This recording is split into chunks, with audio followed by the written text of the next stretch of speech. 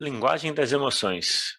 Eu vou falar sobre a emoção mais mal compreendida, porém muito necessária. Qual seria ela? Gostaria que você deixasse nos comentários. Daqui a pouco eu vou apresentar qual é ela. Esse tema das emoções básicas tem, para mim, um significado pessoal, porque lá por volta dos 27 anos, 28 anos, eu estava insatisfeito, impaciente, incomodado com o trabalho que eu tinha na época, e esse incômodo me levou para uma busca pessoal. Nessa busca, eu acabei conhecendo constelação familiar e outras abordagens de terapia muito importantes para mim. Constelação familiar principal, junto com ela tem a programação neurolinguística, a hipnose, o coaching e a comunicação não violenta. Nessa busca, eu passei a atender, a ser facilitador de constelação familiar desde 2012, grupos e sessões individuais. E sempre me trabalhei, sempre foi o meu foco. O meu porquê ser terapeuta, sempre a resposta era me trabalhar. E o ajudar as pessoas veio como consequência e como uma descoberta de uma paixão. Só que eu sempre ignorei essa emoção básica. Até que em 2018, após o término de relacionamento, que eu gostaria que continuasse, eu lidei com essa emoção e não passava. Eu sempre fugia dela. Eu fugia, eu corria literalmente. Quando eu estava afetado por essa emoção básica, eu corria. E correr libera endorfina, eu me sentia melhor. Então, qual era essa emoção básica? Tristeza. Quem acertou? E são 7 emoções básicas. Segundo o livro Linguagem das Emoções, do Paul Ekman. Esse livro inspirou o seriado Light to Me, e as 7 emoções básicas são 7 emoções que são universais, que existem microexpressões faciais que mostramos em 4 segundos. Além da tristeza, medo e raiva, temos a alegria, a surpresa, o desprezo e o nojo. E compreender as emoções básicas é compreender a raiz da relação com as emoções. Quando você compreende e muda a relação com as emoções básicas, tudo fica mais fácil. Eu digo que a emoção básica são do animal que é a gente, nossa parte animal. E para lidar melhor com o animal que nós somos, né, nossa parte animal, a gente precisa ter aceitação. Só aquilo que a gente aceita, a gente se relaciona. Não aceitar a tristeza é não aceitar o que está presente no momento, então traz sofrimento. Daí, sendo a tristeza mal compreendida, como perceber ela? Bom, a gente percebe ela como uma sensação de dor, de aperto no peito, por exemplo, ou até de nó na garganta. E, claro, a gente não quer sentir dor, né? A dor parece que vai levar a gente a uma morte. Então, a tendência da mente para proteger a gente é fugir da dor.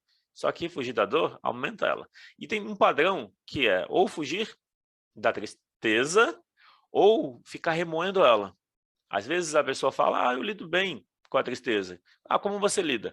Quando eu estou triste eu sinto, fico lembrando de tudo que incomodou e fico chorando várias horas. Eu trago um convite que é pensar na tristeza como a sua criança interior. Então, se você ignora ela, ou se você fica pior do que ela, será que isso é uma forma de ajudar? O convite é o caminho do meio. E como caminho do meio, é importante perceber a tristeza como um sentido da consciência, ou seja, um sentido que fala do mundo interno. E esse mundo interno pode ser entendido metaforicamente como a sua criança interior, que precisa do seu acolhimento, da sua aceitação. E como entender e lidar com a tristeza? Se você entender que a tristeza revela uma necessidade que precisa ser atendida, daí você pode cuidar dessa necessidade. O normal é achar que é o outro que vai cuidar e que o outro não está cuidando. Porém, você pode expressar a necessidade porque isso é uma necessidade. E ao expressar, muda. Quais seriam, então, as necessidades não atendidas comuns, mais frequentes, por trás da tristeza? Pertencimento, propósito e consideração. O pertencimento parece que depende dos outros, né? Mas a autorresponsabilidade é como eu estou com as minhas emoções. Eu incluo ela ou me separo delas? Essa separação é a necessidade de pertencimento não atendida. Parece que são os outros que têm que me aceitar para eu me sentir bem, mas eu preciso aceitar o que eu sinto. Entende como o caminho da autorresponsabilidade passa por olhar para as próprias emoções? Propósito, o que eu faço faz sentido? Eu estou me permitindo escolher algo que tem sentido, que tem propósito? Consideração, está presente nas minhas relações? Eu estou próximo de pessoas que têm consideração por mim? Ou eu insisto numa relação com uma pessoa que não tem consideração? A tristeza vai estar presente quando essas necessidades não forem atendidas. E como atender? Olhar para elas, cuidar delas, olhar para dentro, com aceitação, desenvolver aceitação. Agora eu vou apresentar um pouco, brevemente, com o TeleSP em 1 minuto. Então, eu tenho 135 avaliações 5 estrelas no Google Maps e 304 vídeos no YouTube, que eu posto 2 por semana desde 2019. Case de sucesso, tem o Alexandre Vieira, que fez o acompanhamento de 10 sessões. Ele disse que chegou perdido, que no processo teve mais clareza e que viu que pode ir muito além. A Márcia Goulart mora em Londres, é professora de música. Ela conta que já tinha feito vários anos de terapia, 10 anos, e que ela não tinha conseguido o resultado que ela obteve fazendo o processo o acompanhamento comigo de 10 sessões.